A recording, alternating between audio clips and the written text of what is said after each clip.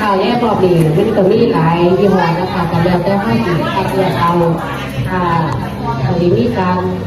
เอาน้ำสีมาแก้ลงค่ะแก้สีจะเป็นสีแดงจะใส่น้ำปลาราคาแล้วก็จะเป็นสีเขียวก็จะแก้เอาปกตินะคะ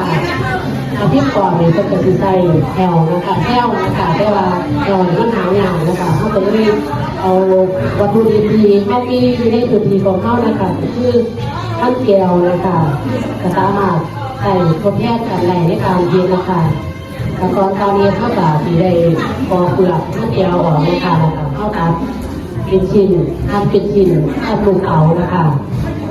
เอาไปล้างกับข้าวสารให้เรียบร้อยแล้วจากนั้นก็จะมาจุดเข่าแกงในการใส่ข้าวผัดที่ก่อนนะคะเข้าไปใส่น้ำตาลทรายนะคะแล้วเข้ามาผัดที่ก่อนเรียบร้อยแล้วเข้าไปเป็นต้มในน้ำเดือดผัดที่ก่อนให้สูงเขาจะถึงร้อยโตอยู่นะคะแต่มันไม่จะร้อยโตกันแต่ว่าไม่ถึงสูงนะคะแต่ร้อยโตเป็นแบบข้าวกระตาอ่อนนะคะเอากะทิใส่นะคะน้ำตาลแล้วเข้ากระเทียมน้ำตาลนะคะเอากะทิลงในการผัดที่ก่อนนะคะแต่เพื่อว่าเป็นเรื่องที่ใส่ตัวเข้าสามารถที่จะเป็นขายเป็นอาชีพที่ไร้เรานะคะเป็นการเผยแพร่ขนมไทยของแต่ละภาคเข้านะคะขั้นตอนต่อไปกับเวลาเข้าเลยร่วมด้วยเย็นด้วยนะคะ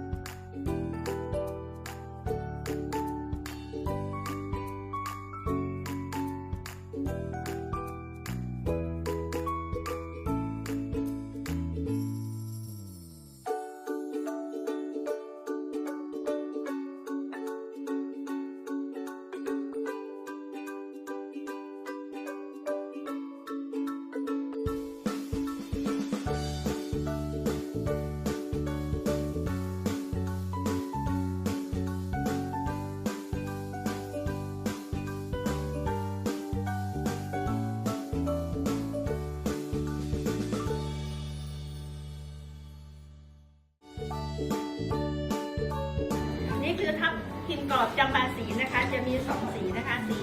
ชมพูนะคะแล้วก็สีเขียวเสร็จเรียบร้อยนะคะจะอร่อยหรือเปล่านะคะชิมดูนะคะนี่สีเขียวนะคะอร่อยค่ะ